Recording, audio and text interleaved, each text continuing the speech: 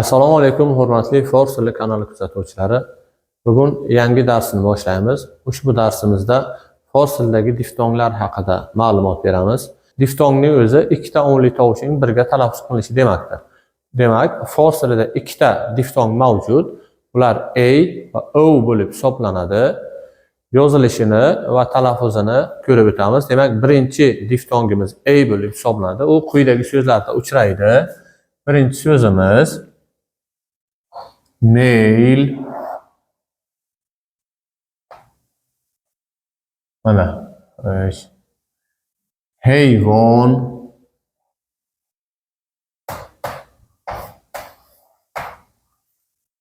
ayvon, maymun,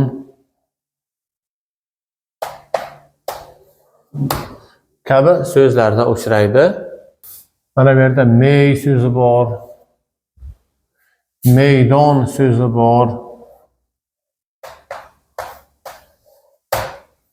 Mana shu so'zlarda a deb talaffuz qilinadi. Mail, hayvon, ayvon, maymun, may, maydon. Mana bu yerda mana garchi bitta yo bilan yozilsa-da, lekin oldingi harfning harakatida zer singari belgilanadi-yu, ikkalasi birgalikda a ni beradi. Bir talaffuzda talaffuz qilinadi, ya'ni bir bo'g'inda. Bularning deyarli barchasi o'zbek tilida a o'rnida ay deb talaffuz qilinadi va shu so'zlar o'zbek leksikologiyasida mavjud. Ya'ni mailni mayl deb olamiz, xohish, istak o'zbek tilida bor. Hayvon bu hayvon, ayvon ayvon, maymun maymun, may ya'ni may oyi, maydon maydon. Demak, ko'rib turganingizdek, bularning barchasi o'zbek tilida a o'rnida ay deb talaffuz qilinadi va o'zbek leksikasiga kiritilgan so'zlar bo'lib hisoblanadi. Ikkinchi diftongimiz o bo'lib hisoblanadi. Endi o bilan keladigan so'zlarga misol keltiramiz. Masalan, no, Joe, Nowruz, Ravg'an, davlat, kat,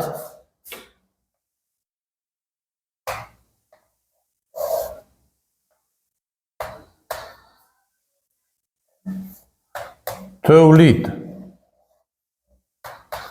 Demak, bu o bilan keladigan so'zlarimiz no bu yangi, Joe bu arpa, Nowruz Navruz, Ravg'an yog', davlat davlat, navbat navbat, tavlid esa ishlab chiqarish degani. Demak, ushbu qatordagi so'zlarimizdan Nowruz, davlat, navbat so'zlari o'zbek tili leksikasida ham ishlatiladi. O deb emas, av deb talaffuz qilinadi. Demak, jami bo'lib ikkita diftong mavjud fors tilida. Biri a va biri o deb talaffuz qilinadi. Bular bilan tanishib o'tdik. Ikkinchi mavzumizni boshlaymiz. Ikkinchi mavzumiz bo'g'inlar bo'lib, fors tilida ham o'zbek tilidagi kabi ikki xil bo'g'in mavjud. Biri ochiq va ikkinchisi yopiq. Ochiq bo'g'in deb unli tovush bilan tugagan bo'g'inga aytiladi. Yopiq bo'g'in deb esa undosh bilan tugagan bo'g'inga aytiladi. Misollarga qaraymiz. Mo, biz, de, ikki, tö, sen, se, uch, be. Bu jo'nalish kirish qo'shilasi gani beradi. Ushbu 5 ta so'zimiz ham bittadan bo'g'indan iborat va hammasi ochiq bo'g'in. Endi keyingi so'zlarga qaraymiz. Bolo, ya'ni tepa degani, ikkovi ham ochiq bo'g'in. Xole, xola degani, ikkovi ham ochiq bo'g'in. Lole, ikkovi ham ochiq bo'g'in, lola degani. Demak, 5 ta so'zimiz bittadan bo'g'in, hammasi ochiq bo'g'in. Keyingi 3 ta so'zimiz ikkitadan bo'g'in, hammasi ochiq bo'g'in bo'lib hisoblanadi. Ya'ni unli bilan tugaganligi uchun. Endi undosh bilan tugagan so'zlarga qaraymiz. Miz, ya'ni stol, bitta bo'g'in, yopiq bo'g'in. Pir, bitta bo'g'in, undosh bilan tugagan yopiq bo'g'in bo'ladi. Mur, bitta bo'g'in, yopiq bo'g'in. Zog', bitta, yopiq bo'g'in. Demak, uchovini tarjimasi miz stol, pir qari, mur chumoli, zog' bu qarg'a degani. 4 tova ham bittadan bo'g'in, yopiq bo'g'in bo'lib hisoblanadi.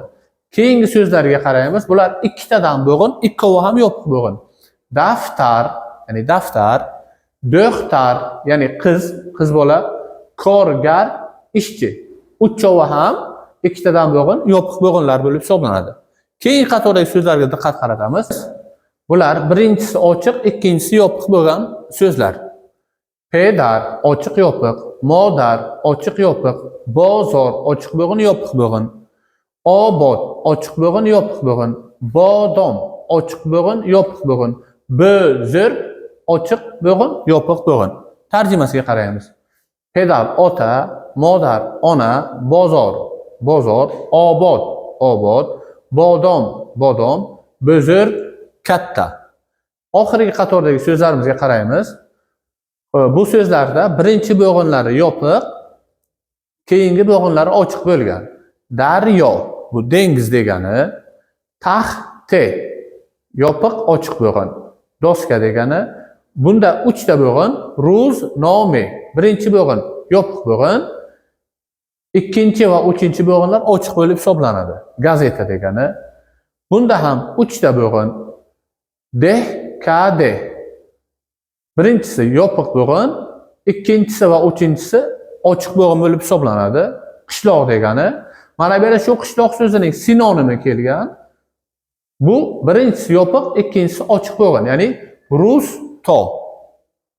So'zlarni qaytib o'qiyman. Daryo, taxte, ro'znoma, dekade, rusto. Demak, bugun sizlar bilan diftonglar mavzusini ko'rib o'tdik va ikkinchi qismda esa bo'g'inlarni ko'rib o'tdik. O'tilgan, tushuntirilgan mavzularni yaxshilab o'qib o'rganasizlar va lug'atlarni yod olasizlar degan umiddamiz. Manfaatli bo'layotgan bo'lsa, birovlarga bo'lishinglar. Keyingi darsgacha xayr, salomat bo'linglar.